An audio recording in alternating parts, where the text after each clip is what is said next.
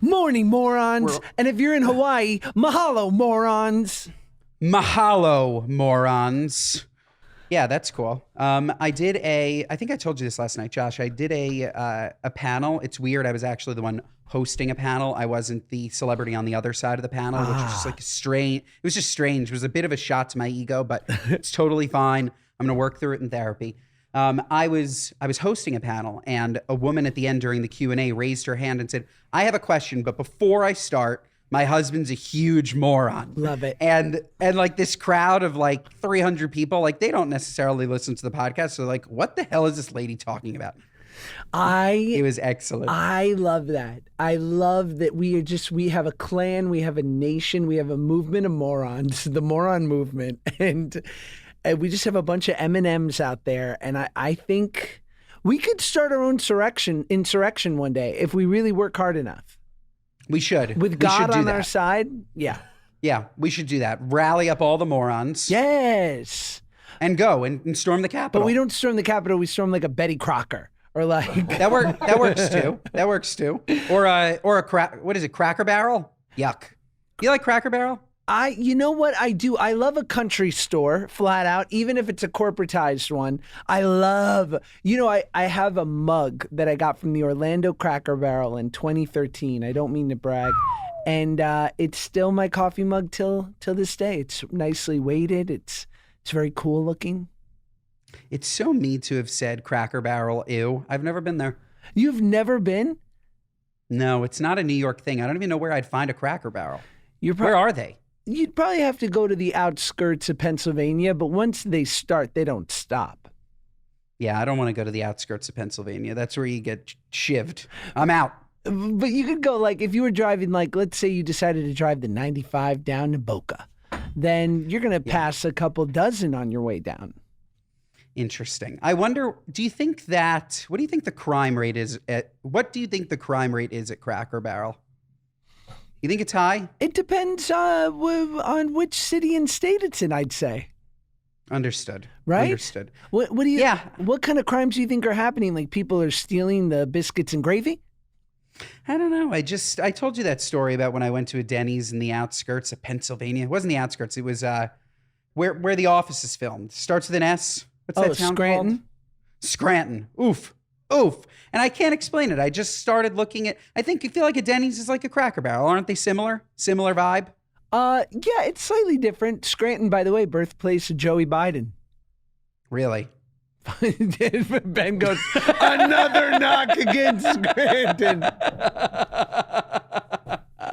Jeez Louise. No, but imagine I walked into that Denny's and I just saw Joe Biden sitting there eating an omelet. Well done steak. You were going to make me steaks last week and it didn't end up happening because I think I made it too complicated for you. I told you I wanted you to get kosher steaks. So you probably wanted to make your gorgeous Snake River Farms. We get it. You're rich. I love Snake River Farms. And I did, I honor it, but I did find that a little funny just because you're so not kosher in everywhere else. No, I really am, except for Peter Luger's once a year, and maybe one meal with you. But I mean, you'll go to any restaurant, you just won't order meat. Correct. Correct. Okay. Look. I live by my own rules, but they're pretty cut and dry. For 99% of the year, I'm not eating non-kosher steak. I'm not eating milk and meat out in a restaurant. I'm not doing any of that. I'm very good. I'm basically a pescatarian. And you don't eat trife. You don't eat shellfish or trife. No. No shellfish. No bottom feeders. No bottom feeders for me, folks. Okay. I'm out on those. Okay. No pig. I'm just saying, what does it say about kosher? By the way, we're already going so hard. What does it say about kosher that a pig that's supposed to be very smart you can't eat, and the octopus? Did you see that movie, Is it The Octopus Lover? Is that what it's called? I did. Another thing that I implied. I don't think it's called The Octopus Lover. I think that's on Pornhub. The Octopus Lover. I think it's called My Octopus Friend or something. The time I fucked an octopus. The Octopus Nympho. But apparently, arms. But apparently they're very smart. Very smart. So all I was going to say was, maybe Kosher's onto something. Don't eat the things that are really freaking smart. Cows are dumb as hell. Or are they? I don't know. It's a bunch of interesting laws that were probably born out of 2,000 years ago. Our people were desert dwellers, and the elders of the tribe were walking around, and they said, Moshe just dropped dead. And they go, well, what did he die from? They're like, he found a clam in the middle of the Sahara, and he ate it, and he's dead. And they go, we got to tell him God said no clams. It's so true. Somebody probably just ate an old clam. Yeah, for sure. I mean, there is a level of cleanliness to it. But, it's interesting, too, like all the different variations. And look, my brother is the same way. He's a cafeteria Jew, as they would say, and he doesn't eat pork, and he's pretty observant, but he'll crush some calamari. I mean, he makes some exceptions. But it's interesting. I would wonder. I'd love to ask you. I asked him because he's fairly observant. I was like, your relationship with Judaism. Like, do you get spirituality out of it? And he said, no, I do it purely for guilt. He's like, I feel guilty if I'm not observant and I don't honor the customs and traditions. And obviously he likes it, and he's one of the greatest people I know. So he maybe just at a resting has a great moral fiber and sort of direction to his life. But do you find that you get spirituality out of Judaism, or is that kind of separate? I get more spirituality out of Judaism than anything else. Really? And it is definitely linked a little bit to guilt, because I feel so spiritual and connected. When I do have that one Peter Luger's meal a year, I feel terrible. There's tons of guilt associated with it. And I know that that's not healthy, because I also know, being a very spiritual person, that God could give 2 willies if I have a nice meal. Okay? I'm just having a nice meal. I know that he could give 2 willies, but there's something about preserving tradition that is important to me, doing our best that's important to me, a constant reminder that there's something bigger than us, Yes. Not bigger than me. Never. Never bigger than me. But there's a big Rochester, big and tall in the sky. God with a size 112 waist Yes. is up there looking down on us. How fat do you think God is? If God is if the kingdom of heaven looks like a DXL in Texas, I'm in. I'm telling you. And St. Peter is like the bouncer for Rochester Big and Tall. I would love it. I mean, like there's all these extra different brands of big boy brands. Like Ralph Lauren has a whole sort of side big boy brand, like Polo 5X and above. And to that I say great. Although I wonder, at what point do you stop counting in X's and just go to TARP? TARP. That's funny. I'm a 1T. I'm a 1 TARP. Oh man, we are so fat phobic on this show. I absolutely love it. If you're fat, fuck you. Oh my God. Guys, you're not going to understand this last bit because I cut it out of the D script. You're one of us. Look, fat people, you know how lucky we are to be fat? And by the way, if you were fat, are currently fat, it doesn't matter. Once you're fat and really fat for a considerable period of time. And by the way, we recently found out that Marshall was fat. So Marshall's one of us. Total. Permanently one of us. Total. If you've ever been fat, there's just something in you besides high cholesterol and besides tons of triglycerides that just makes you a funnier, better person. You're better. You're better when you were fat. Would you agree, Josh? Yes, I think it can add a wonderful layer to you, both figuratively and literally. But also with the advent of Ozempic, like I don't doubt that in 20 years, like if they start in some of our heaviest parts of America where people are really overweight, if it becomes a prerequisite, like, yeah, I got my flu shot and I got my Ozempic for the year, like it is going to change the course of human history. I mean, I guess us becoming this fat changed the course over the last 100 years, but it's going to correct it? Is it going to... I wonder if the way our bodies, the way they evolved, how we become resistant to certain things after a while, like if people will become resistant to the shot after it becomes so widely accepted? Because it seems like it's going to.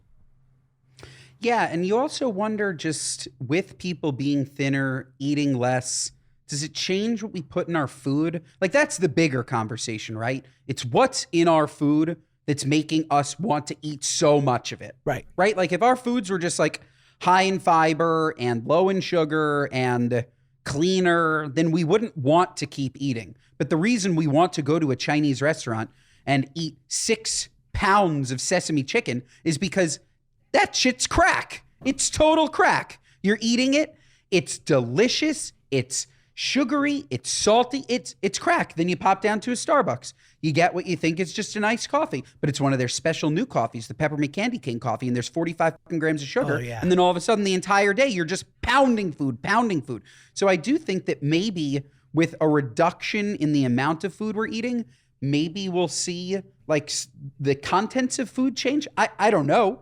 But I feel like that's more what would change like human history than just the shot, because the shot, I don't know. The shot's wonderful for now, but the truth is, like, when everybody goes off it, unless they totally change what they're eating, it's very hard. The mental piece comes right back because the foods that we're eating are sugar. When I lived in Vancouver for a year, and I've stayed in Canada. I've shot a couple of things up there, and I always stay at the Fairmont in Canada. Great hotel, shout out. And Ben and I are more than available to come stay, maybe do some free Instagram posts. Shout out Fairmont. I'm ready. I'm ready. But I always notice, especially with my son, because when we went up there, he was about 20 months old. So he ate a major diet of Honey Nut Cheerios. It was like his go-to snack. Now, I became very accustomed to just, the way cereal is. It's so fun to look at, like the box. It's always decorated in some cool way. There's always some fun new sweepstakes. And so I would look at the ingredients. And what was amazing to me was you'd go to Canada and it would taste exactly the same and somehow had half the ingredients. And I was like, so it's possible, because they're much more strict and stringent the way Europe is with their food standards. It's possible to taste the same, but they just don't do it here for whatever reason. I'm sure it's more cost effective.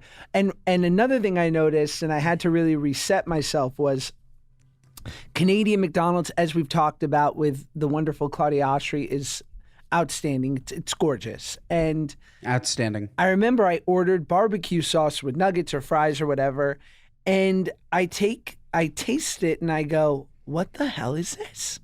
And it tasted the way barbecue sauce should probably taste. It tasted like sweet tomato sauce. Like, there was texture to it. There was like real ingredients in it. I said, "Oh no! I want the nuclear goo I'm used to. I want that red syrup.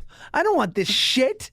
And it made me realize that McDonald's in Canada was like, "We cannot allow this red goo. It's nuclear." But we crave the glue. The goo. We crave it. We crave the goo. You heard it first. What, Marsh? Title.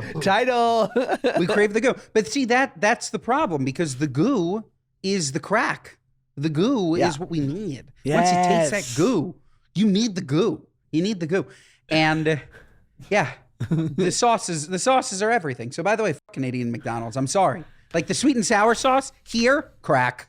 Oh, let's play this game, because I saw the Kelsey brothers playing it and they have a much bigger podcast than we'll ever have. But are they happy? Anyway, first of all, they were saying what's the best okay, let's do it by category. What's the best fast food burger? I'll give you time to think. Shake Shack. Interesting. Say more. It's just great. And which one? I'm normally very kosher, I swear. But when I'm not, just like the regular burger with the cheese and the Shack sauce. I think the Shack sauce is really, really great. I personally love, as you know, mayonnaise is the condiment that dreams are made of. And when you incorporate mayonnaise into any sauce, like the Shack sauce, it's a bit of a variation on Russian, right? So a little Russian-y dressing with that perfect smashed burger, with that gorgeous cheese, with that thin, but not thin, that soft, like featherweight bun. Yes. It's weightless. It's weightless. Delicious. I love that. Close second to me. I do really like In-N-Out. I really do. I really do. But I think I think that, oh my God, I almost said Five Guys. Five Guys, I guess, is good too. It creeped into my brain. I wasn't even thinking about them. Shake Shack is my number one burger. What about you? You know, I would agree. I would say Shake Shack and Five Guys are an incredible burger. Unfortunately, I don't think of them in the same way I think of like the standard Mount Rushmore fast food. Wendy's, the King, Mickey D's. So in that case, I would probably go best burger. Yeah, I got to go. I think I would go Wendy's. I think I would say that Wendy's has an incredible burger. The Baconator is out of sight. You'll never try it. It's literally a kosher atomic bomb. But What's in it? It's really crispy, nonstop bacon, cheese, and those square patties, Papa. Wow. Delish. Delish. Wow. The Baconator. The Baconator. You know they were at a Wendy's board meeting and someone goes, maybe we should call it the Baconator, and someone went, fuck yeah, Phil, let's go get lunch. Like somebody get Phil a promotion. Wendy's should make like a version of Mortal Kombat where you're playing the Baconator and it's just like a 350-pound guy just going up to the Baconator and just punching him in the face. Fatty! I once went to Wendy's to teach them how to make social media videos. In Columbus, Really? Ohio, I went to the headquarters. It's a lovely campus. And I actually went there because basically me and a couple other creators, we had done work for them and they had employed us and were lovely. And so they wanted to kind of just do like an on-site to talk. So they were nice enough to fly us out. And they were like, why don't each of you make a video with some of our employees? And then we can like watch it and just kind of see your process and, you know, like whatever you can make in an hour. So we all go off and one guy's doing this musical video because he makes musical TikToks or whatever. And it's great. And I'm like, okay, you know, go-to comedy guy, like let me bring the laughs. So I get some of the employees together and I do like a mock office setup, but I've got employees talking shit about each other, documentary style. Let me tell you, we all watched the TikToks. Mine came up, not a laugh. Very uncomfortable silence. Spoiler alert, haven't worked for Wendy's since. Look, we're going to work with Wendy's again, though. Wendy's, here's our proposal. Wendy's, we're going to come down. You're going to fly us down. Definitely. You're going to hand us a sack of cash, but that's nothing to you. Absolutely nothing. Yes. And then look, you know what? Maybe we'll make a nice recipe video. How about we're going to get into Ben Stoffer's Celebrity's Kitchen. Josh will be doing a voiceover. I'll be chopping away. Yeah. We're going to make something beautiful for your Wendy's employees. What else can we do? We can do anything. Anything that you set your mind to that you have a budget for, we're in. So Wendy's, give us a call. Okay. And also, while we're talking about this, we're looking for an airline partner. So you social media managers, call me. Call me. And American, if you're still working with us, I don't think you are. You can call me too, but I don't think you're working with us. So if you're a social media manager at an airline, let us know. Yes. But also shout out American. Let's do this thing, baby. 2024. I had an amazing American flight. I just have to say quickly, just shout out American. Yeah. I had an amazing American flight back from Los Angeles. They had something that I've never flown before. Have you ever flown a flight that has business class that's separate from first class in a domestic flight? I've seen it in international airlines, but I had never seen it domestic. I got an upgrade, $329 from coach to business class. It was fantastic. It wasn't a full lay flat. It laid back 90%, big seat, just two people. It was amazing. That's gorgeous. It's also known as a 3-cabin experience. It does harken back to more of a classic flying experience when there was 3 different kinds of service on the same flight. I assume you were flying a Boeing 777, maybe a 787 Dreamliner. I doubt a 767, but I do think it was a wide body jet, which is also what they call me in my freestyle battles, wide body jet. Yo, what's up, son? I'm the wide body jet coming at you. 106 in Park, BET. There's BET, but there's no JET. No, there isn't. There isn't. We're missing the mark. One would say that it's all JET. I was going to make that joke. Well done. One would say that it's all JET. And that's the problem. Yeah, that's the problem. But yes, Frickin' Jews. American Airlines, in fact. And listen, American, after we give you all this free love and shout outs, I better get an email. You're not getting an email. They're not listening. That's why, look, I give the shout out to American, but if you have another airline, we're up. We're free agents. But we I'm really ready. love American. The thing about their flagship first class is not. Oh, okay, wait, before we get off. By the way, why don't we just talk to Brian Kelly about this? Why don't we talk to Brian? Well, TPG? Brian can get us an airline Points partner. guy. Points Brian, guy. Brian can get us an airline partner. Maybe a credit card. Can we get a credit card partner? Shouting into the abyss. Yeah, we need a credit card partner. We need an airline partner. We need a quick serve partner. Yes. What else? My shoes are rather dirty. I could use new Hokas. Merrill's in the DMs. I thought we gave up on Hoka. You're going back on what you said? No, I'm not.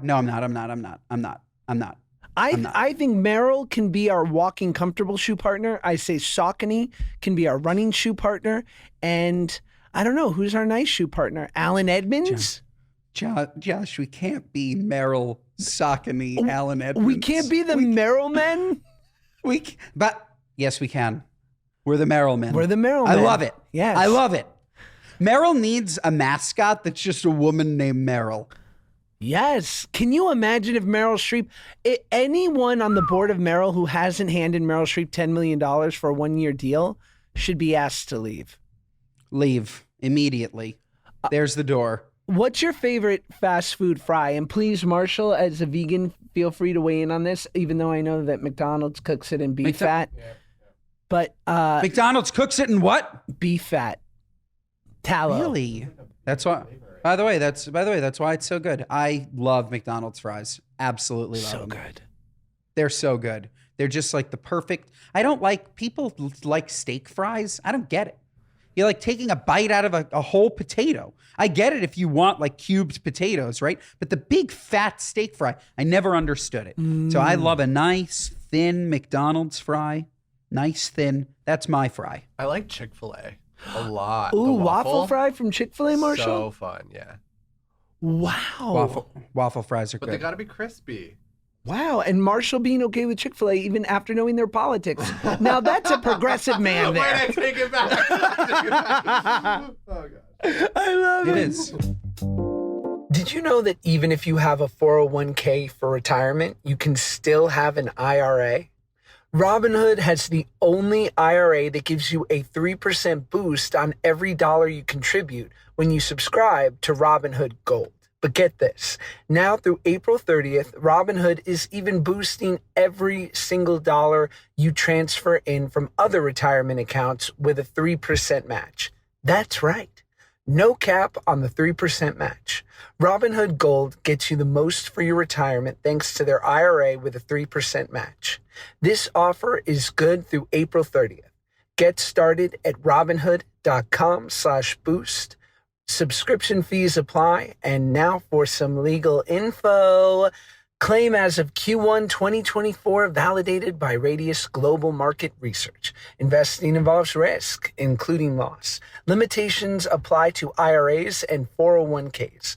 3% match requires Robinhood Gold for 1 year from the date of first 3% match. Must keep Robinhood IRA for 5 years. The 3% matching on transfers is subject to specific terms and conditions. Robinhood IRA available to U.S. customers in good standing.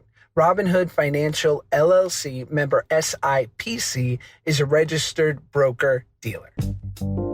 So elevating my style used to mean like breaking the bank. Whenever I wanted to get a couple nice pieces for the new year, for a new job, for something, I was always intimidated because I just knew it was going to cost me, if not a couple $100, maybe even $1,000, but not with Quince, right? Because you're going to get those high-end, versatile pieces at prices you can afford.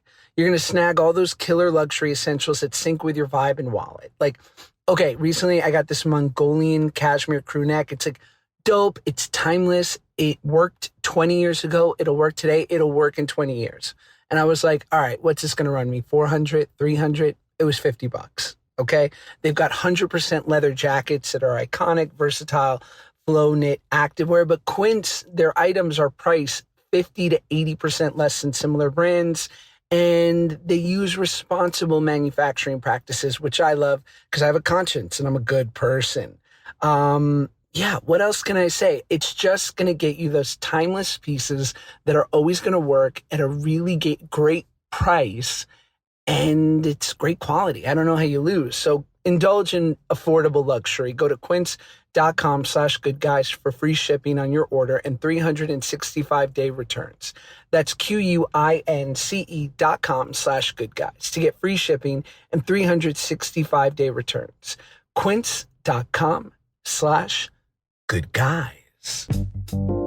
McDonald's fries, though, are supreme for me. But it also might just be the sauces. That's sweet and sour. I don't know what they put in it. I go a little sweet and sour into the barbecue, and then when I'm done, I'll lick the inside. Oh, my God. Need to get every drop of that. What do we call it? Goo, that good goo. Nuclear goo. That nuclear goo. Yesterday I had a very interesting parenting experience because my little son, my little 16-month-old or 15-month-old Shy, he had to get ear tubes, people. And I know, feel bad for me. He needed a procedure. And like Ben said, it's because my kids, they inherited my Jewish eardrums. And they are not the smartest eardrums. And so it's a wonderful procedure because basically they put these mini tubes that are like the size of a hair in the kid's eardrum. This way they drain, they never need antibiotics again, and they don't get ear infections because my son had one for like 6 weeks straight. But it's nerve-wracking because you got to put the kid under. So we wake up at 4:15 in the morning. We get him up. He's in a good mood. He don't know where he's headed. We drive, we get to the place, Beverly Hills Surgery Center. I'm doing well. And I go in, and I just had so many moments of gratitude. And I say that honestly. One, that I'm able to get this surgery for my kid. Two, that like it was such a surreal moment when the woman behind the counter was like, do you have your insurance card with you? And I was like, wow, I'm insured. Wow, I am carrying my insurance card. Like, I'm the kind of guy who goes, look me up. I don't have the card. You need a card? I don't walk around with proof. I had the absolute honor and privilege of spending a couple of hours. You did. With these munchkins last week with Max and Shy. And if you don't follow us on Instagram at Good Guys, you're missing some wholesome ass content because we posted a beautiful, beautiful photo of our progressive family. and people absolutely loved it. And I loved it. It's just such a sweet picture. Max is like way too good at basketball. I think that shot thing is freaking rigged. He beat me like crazy beat me. It was sickening how many baskets he hit in such a short period of time. But just such unbelievably beautiful, cute kids. And we had an absolutely wonderful time. And I do have something to say, which is not all of LA is like West Hollywood. Thank you. When I come on the podcast, guys. We're doing it. You hear that, Gavin Newsom? When I come on the podcast and I complain about Los Angeles, it's because West Hollywood is fucking disgusting. Hollywood is fucking disgusting. All of these areas that are nowhere near a beach, I'm sorry, I don't want to live there. I don't want it. I have no interest. But you go to the beach. Gather up your shekels, folks. Throw them in a sack. Move to the beach because the beach is just gorgeous. Trade your childhood for a beachfront home like I did. Oh, so worth it. So really worth it. Just beautiful. And I came on probably not like the most beautiful day, and it was still just perfect weather because anytime you're able to just smell that sweet ocean is a good day. We loved having you. You were a mensch. It was so funny because my wife and her, obviously we did let her younger sister and her husband know that Ben Soffer Celebrity were coming over because they're both massive morons. And so they were inclined to come over and say hello. But then it turned out that the entire mishpucha, the whole family came over. My wife's mother, her older sister Taylor, who we love so much. And it was funny because it was a rare occurrence where this many of her family came over on the same night. And Ben, being the mensch that he is when we left, because he loved chatting with everyone, because my family is truly the greatest. But as we're walking and I'm showing him around the town, just the two of us, he goes, "It's so nice you have that family so close." Now, the open door policy. It was nuts. It was honestly, it was like my big fat Greek wedding. It was Cheers. Like, yeah, like your sister-in-law, like she didn't walk in with a cake, but it would have been like, "Come try my bunt cake." Like, I mean, am I living the Gaius dream down there or what? It is just, You are. it is, and it's what I've always wanted. I always wanted to get away from our people, Ben. yeah, these are not Jews. These are not Jews, but these are tolerant folk. These are allies, folks. Totally. Tolerant folk. Is it too early for What Are You Nuts? Otherwise, I'll give 2 of them. No, I'm ready. But I have one. Well, okay, do but I it, have, and then maybe we'll do some speak pipe. Yeah, we'll do 2 of them because I have one on the beach. Okay. You were there for this, but I needed to make sure that I told the morons. So Josh and I are walking along the beach. And again, it's perfect weather. Perfect. Mid 60s. I looked, it's 66 degrees. Josh and I are walking by, and there's a girl and her mother. And I guess the mother didn't unlock the door to her car. And the girl is aggressively pulling the handle. "Mom, let me in. I'm freezing. It's freezing out here. Let me in." I'm like, "What are you, nuts? It's 66 degrees. Freezing." She was wearing a sweatshirt, pants. This is the problem. One step forward with LA, one step back. I find a place I like. The people are miserable. You're freezing. You're freezing. What are you, nuts? I love that. I think that is right on. I don't like that person either, and I wish she would know it. I wish she would know it. Hey, I was thinking about this the other day. Do any of your streaming services have commercials? And follow-up question, am I cheap? None of my streaming services have commercials. You're not cheap. You're thoughtful about how you spend your money. And if you ever need to borrow a username and password, you let me know. Doesn't work anymore. Really?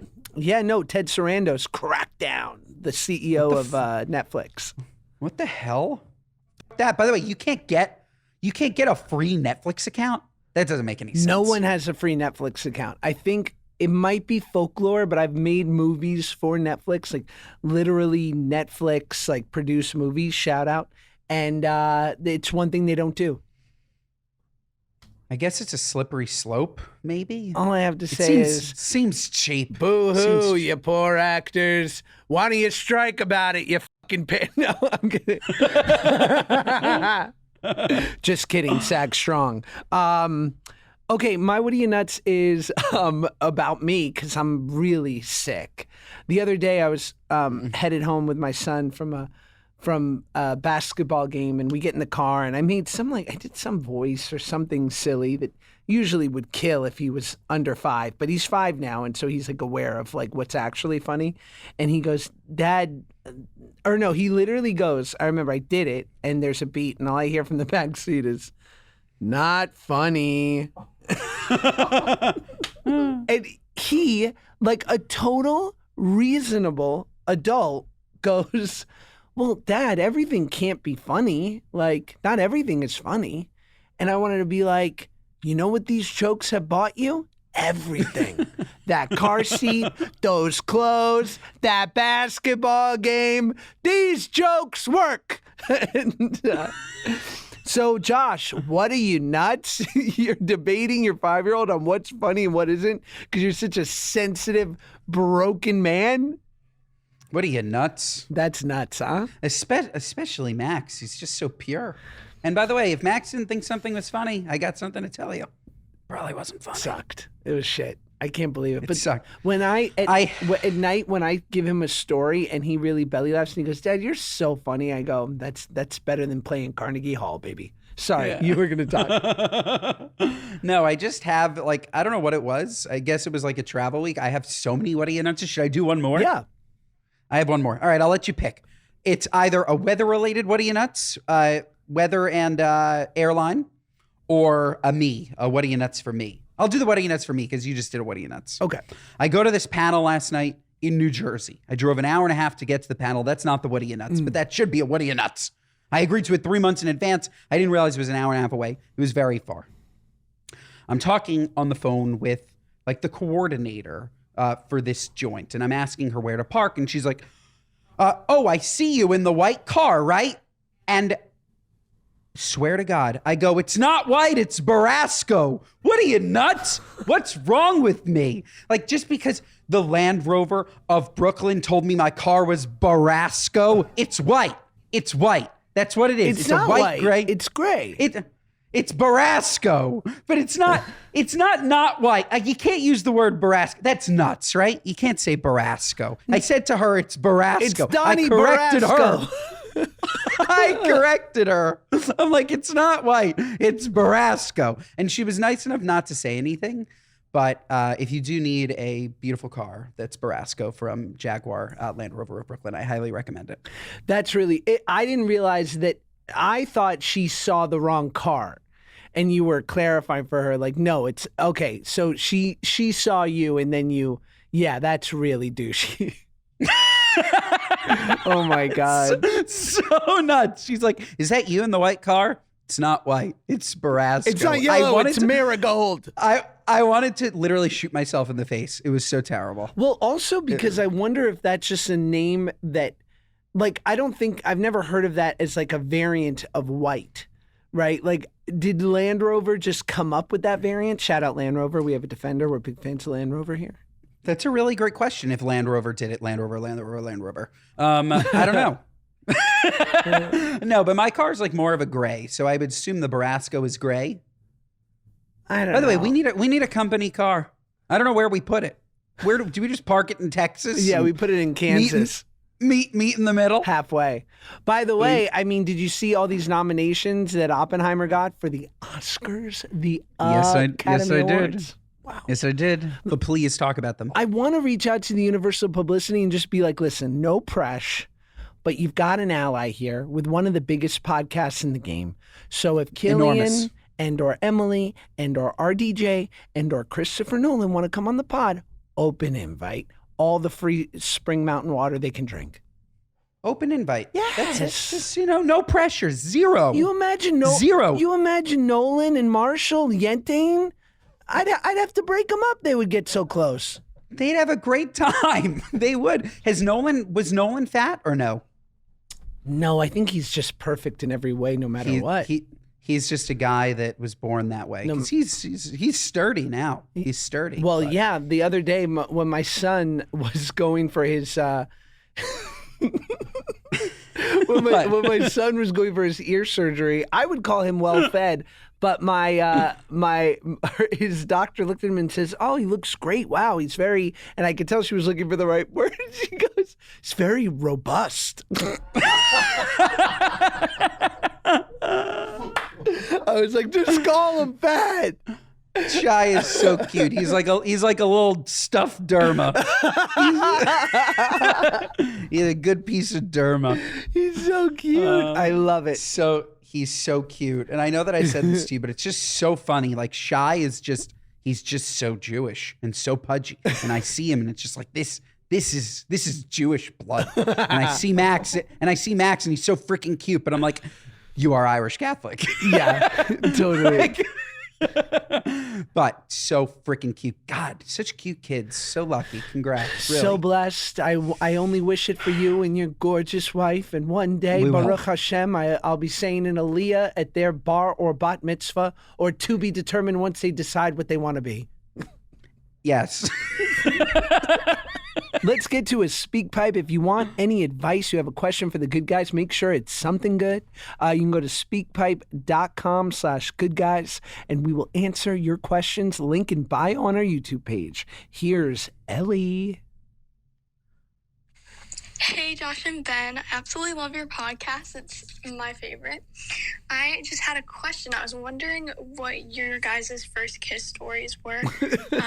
I'm a teenager and I haven't had my first kiss yet. And I was just wondering how old you guys were when you had your first kiss. And if you have any advice for me or anyone else on kissing. Thank you. Oh my God. Marshall, are we allowed to answer this? I feel like a creep. feel like it's cute. Okay. Right? Marshall said No, it's okay. by the way, I thought it was totally fine. Okay, yeah. Oh, I agree then. Go for it then. All that I was going to say is, Josh, we have teenage fans. Wow, You know, crazy. that's hard. The fact, if we can get Gen Z, if we can get them hooked, I know that we have the millennial women. We even have the boomers. You know, we're in that prime sweet spot of 40 to 90-year-old Jewish women. That's our demo. But if we can get 15-year-olds, then they convert their parents, their cousins. Fantastic. Fantastic. So all I got to say, tell all your friends in school. Tell them all. Kissing story. You know, it was at camp. That's what you do at camp. Camp is where you go and you have a first smooch. I was 13, 14, something like that. Best day of my life. Best day of my life. It was after a lovely meal. You go on a nice, what we called Shabbos walks. Take a nice Shabbos walk. Take the young lady by her hand. The Jewish Taylor Swift would have a song called Shabbos Walk. Lay on a good smooch. And you go back to the bunk and you're like, yeah, we did it. So look, if you find a lovely fella that you want to smooch, I say go for it. Nothing, you'll always look fondly on your first smooch. Low pressure. What I would say is don't feel pressure, because I think that sometimes we just put the pressure on ourselves because we feel like by a certain age we should have had our first kiss or whatever. But it's about it happening with the right person at the right time. And there is no right time. The right time is when you feel most comfortable. And there is dual consent. And that's all I'm going to say. All right. Next question from Allie. What's up, good guys? My name is Allie. I am a Jew here in Orange County, California. And Hooah! I kind of had an intrusive thought that I couldn't get out of my head. So I was watching The Big Bang Theory. No, not the episode you were in, Josh, but you played a great comic book store manager. But there was a scene where Howard was using a robotic hand. This isn't really this one stinks. Sorry, Allie. Now I'm remembering. Okay, this next one is from Kimberly. Hey guys, my name's Kimberly, and I was hoping to get a little advice from y'all today. So I recently decided to lean into my childhood dream of acting. And the only thing is, I'm 27 and I just had my second kid. So I don't know. I think maybe it's a little bit of me second guessing myself. But I was wondering if you guys had any words of encouragement or any good tips or tricks to help. I have set up to get my headshots taken this weekend, and my husband is super supportive.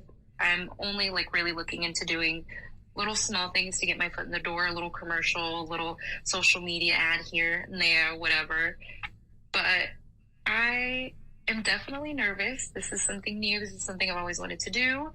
And thankfully I've got lots of support, but I've always got that voice in the back of my head saying, am I too old for this? I don't know. So any advice you guys could give, any tips, anything would be greatly appreciated. I love you guys so much. Keep doing what you do. Okay. Love you too. Josh, please take us away. What I would say, first, I love that she's not looking to do anything big. If James Cameron called me, I'd have to pass. Not trying to be away in Australia for 9 months on Avatar 11. Here's what I'm a big fan of: side hustles. I'm a big fan of going for your dreams part-time, because I think that the byproduct of you building a nice life, it sounds like you have a lovely life, that, you're the mom of 2 kids, which is a total full-time job, and I'm sure requires so much attention and hard work. And the fact that you realize, and I think this is very true, I heard David Mamet, one of the great American playwrights, directors, writers, interviewed the other day, and he's in his mid-70s and still writing movies and plays and television, more relevant than ever. And And Bill Maher, the interviewer, said, how is it possible to be in your mid-70s and this prolific? And he goes, I'll tell you how. I never got into golf.